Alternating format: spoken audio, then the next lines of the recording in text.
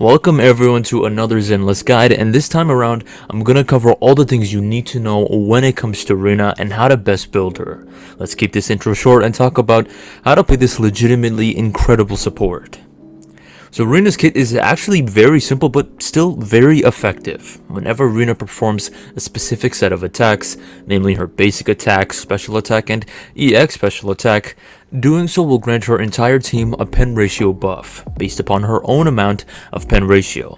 And pen ratio is something that can be very significant. For those that don't know, pen ratio is a stat that allows for a character's attacks to ignore a portion of the enemy's defense.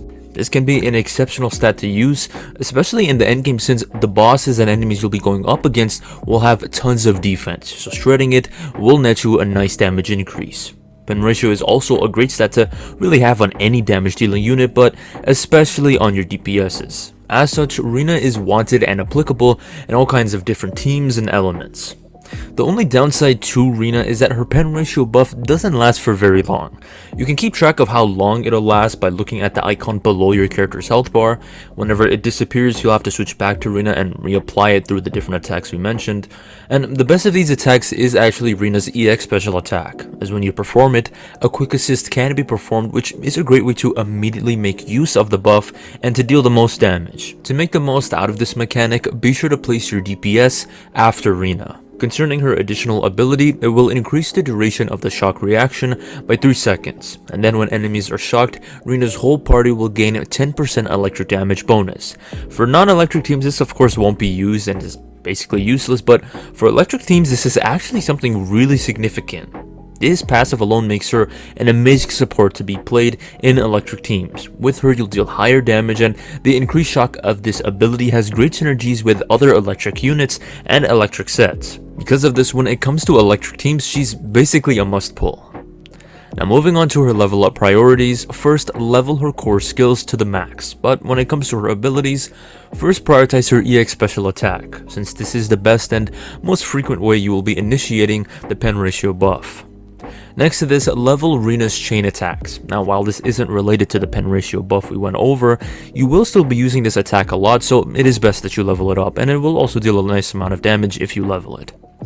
Finally, level her basic attacks and use it whenever you're not able to use your EX special attack.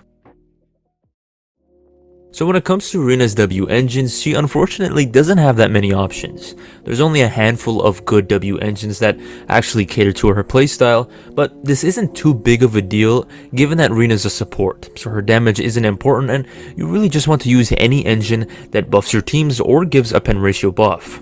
The specific examples of this is first her signature, the Weeping Cradle. It gives energy, which is nice to have, but most importantly it gives a pen ratio buff as well as a direct increase to the team's damage when the wearer attacks enemies. Given that the engine grants both high pen ratio and a team-wide buff, it is Rina's best engine. Then comes the Slice of Time. This engine gives pen, which is great, and it has a unique passive where if you perform the different attacks mentioned in its passive, you'll gain more decibels, which increases the rate at which you can reach 3000 and perform an ultimate. And last but not least, the engine also gives extra energy to the wearer. Because of all these different bonuses and such, this is Rina's best A-ranked W-engine. Close to the Slice of Time is the Kaboom Cannon. While it gives energy instead of pen as its second stat, energy is still pretty good. Then the engine's passive increases the attack of the entire squad whenever an attack is dealt to enemies. And the nice thing about this is that over the course of a battle, this passive can be maxed out fairly easily, giving your team a nice attack bonus. After this ranks the Unfettered Game Ball, and with it comes a big caveat. This engine can be very effective in supporting your team since it gives a team-wide crit rate buff, and this is of course very good, but this buff only triggers when attribute counter effects occur, which to my knowledge is when certain enemies are dealt with the element they're weak to. In an instance where Rina is fighting against machines where they are weak against electric, this is very good, but if Rina's fighting against non-electric weak enemies, then this option falls off pretty hard and the other engines I mentioned fare much better. In the worst case scenario, you could use the Vault or any other of the support engines for the time being. You could also use the Reverb Mark II and III, which are good beginning engines. Next up, let's get into what drive discs you should use on Rina, and this section is pretty important since Rina's strength is closely tied to her artifacts. So Rina is able to make use of two exceptional sets that honestly make her even more amazing. One of the sets I'll go over is honestly a game changer for certain teams, but anyhow, the first set you should use is gonna be 4 Swing Jazz. For the 2-piece, Swing Jazz gives extra energy, which again is a good stat to have. While its 4-piece buffs the entire team's damage by 15% when Rina performs a chain attack. This set is great since it's an all-around support set that you can really never go wrong with. It's great for any team, be it ice, fire, or physical. The damage boost this set will give is highly wanted, and it's just very nice to have. And best of all, the way to trigger it is actually very easy. If you're using Rina in non-electric teams, absolutely use this set. Now, this is not to say that this set isn't good in electric teams, but there is a better set that makes her crazy in electric teams for Freedom Blues. The 2 set of blues increases anomaly proficiency, which for those that don't know, it's a stat that causes more damage to be dealt when anomaly reactions occur. Then the 4-piece, to put it simply, it increases the amount of anomaly buildup the enemy is dealt with. So for Rina's case, since she's electric, when she uses her EX special attack, enemies will have more electric applied to them, causing them to be shocked more often. This is huge since remember, Rina's additional ability has enemies take more shock damage while also giving electric damage to her teams when enemies are shocked. So using this set will have her great passive triggered far more frequently. But beyond this, Freedom Blues is pretty much required for electric units to shine. Take for example the case of Anton, who you'll most likely be playing with Rina. Not to delve too much into his kit, expect a guide on him soon, but his best set is Thunder Metal because it gives him tons of attack when enemies are shocked. Therefore, to have Thunder Metal's attack buff activate and have Anton at his best, you need to have enemies shocked as much as possible, which is what 4 Freedom Blues allows for.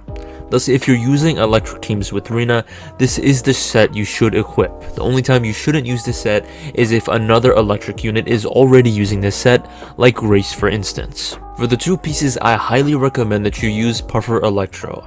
Puffer grants pen ratio, so Rina will give more pen to your teammates. This is her best 2-piece, but you could still also use 2 Freedom Blues to increase anomaly damage, or if you'd like to solely increase her personal damage, which I'd advise against, but nonetheless you can equip Thunder Metal for increased electric damage, or Hormone Punk for more attack.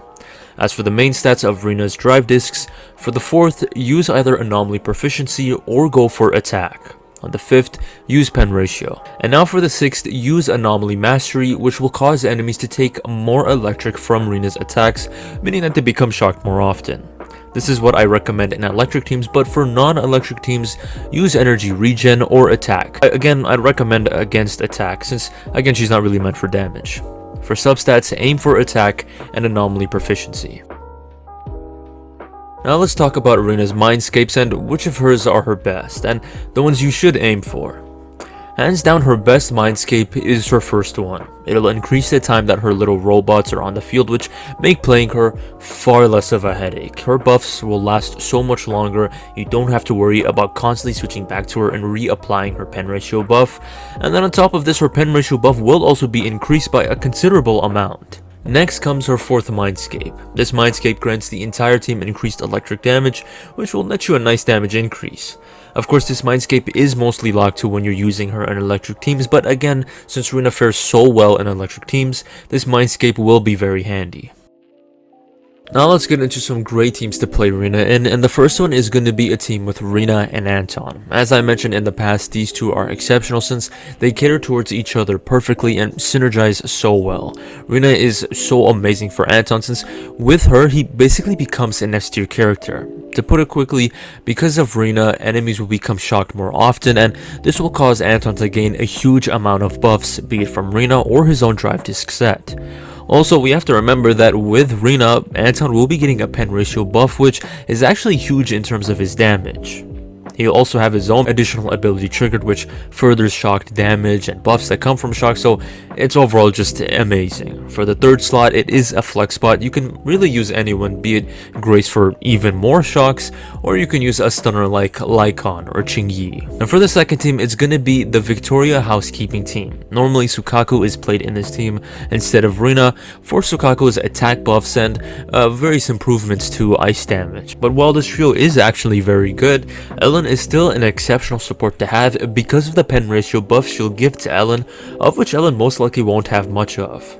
Because of this, the pen ratio buff will cause Ellen to deal a nice amount of extra damage, and not to mention that because Rina takes little to no time on the field, especially in comparison to Sakaku, this means that Lycan will have more time to stun enemies, and thus you'll have more times to attack with Ellen. Well everyone, this is my Rina guide. I hope you guys enjoyed, and if you did, please consider liking and subscribing. If you guys have any questions, be sure to ask me them in the comments, and with that, thanks for watching.